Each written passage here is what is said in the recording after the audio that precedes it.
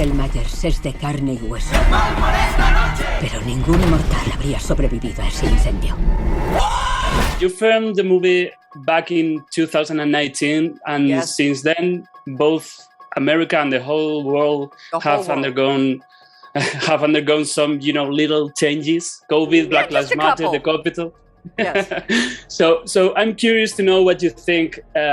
What does Halloween Kills say about the real world now that remains relevant? Well, I think it's crucial to remember two things. One, that in 2018, the Halloween movie that we made was written in 2016.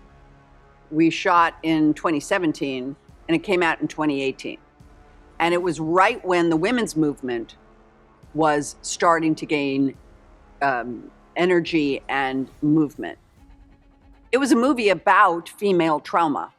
It was about a woman who's been traumatized by an aggressor. And here was the world starting to talk about it. So here was art imitating life, or life imitating art, because it happened at the same time. The exact same thing with the 2021 movie shot in 2019.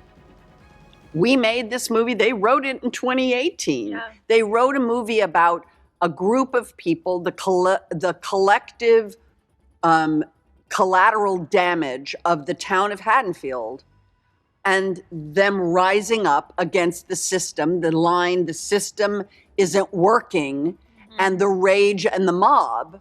And then 2 years later, we're releasing a movie and the world explodes. And as you said, you brought it up, the Capitol riot.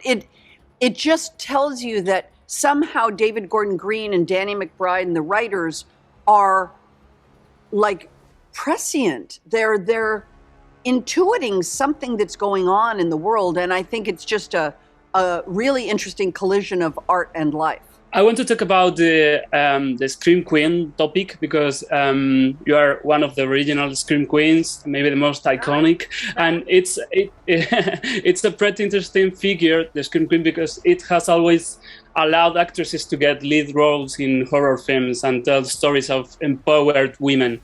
On the other hand, these are stories of violence and abuse. So Scream Queens are victims of violence and abuse, usually inflicted by men, in films that are often a source of fun and entertainment. So I think there is this fine line between empowerment and exploitation. And I'd like to know what both of you, as actresses and women, think about that.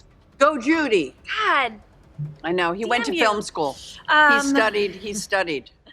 Well, I think as an actress, anytime you get an opportunity to break into the business, you have to take it.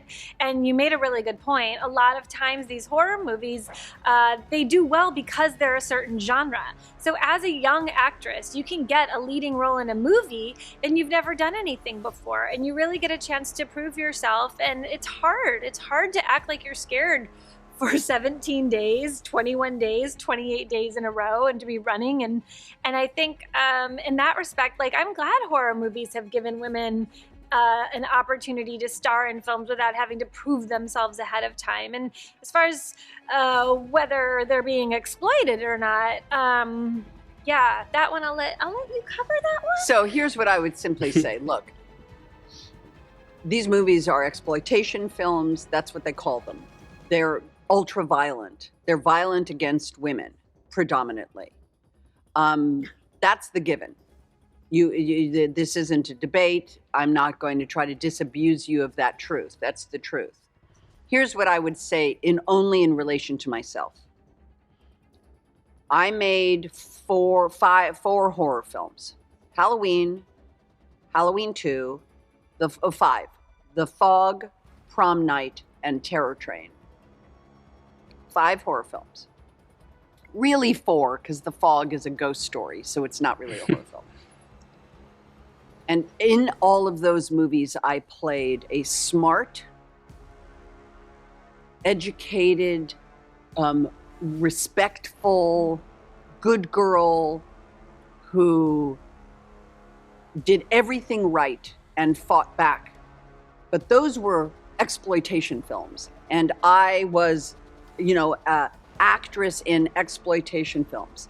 I made Trading Places, and took off my dress and showed my astonishingly beautiful breasts. And all of a sudden, I am legitimate. All of a sudden, I'm now in a hit, legitimate movie. But to do that movie, I had to be naked. I find it so interesting that, like, even the American film, women in film, they've never said my name in a sentence. Because it's interesting. They gave, people would say to me, you're in exploitation films, it's violence against women. I'm like, yeah, but I'm the smart girl. I'm the one that fights back. I'm the one that's still standing. I'm the final girl. But I'm still like dismissed as being a B movie actress in exploitation films. But then all of a sudden, to be legitimate, I have to be naked. I always found it to be a conflict. And so it's a longer conversation that I'm sure we could have other than in a Zoom link. But it's a good question. It's worth talking about. Things are changing.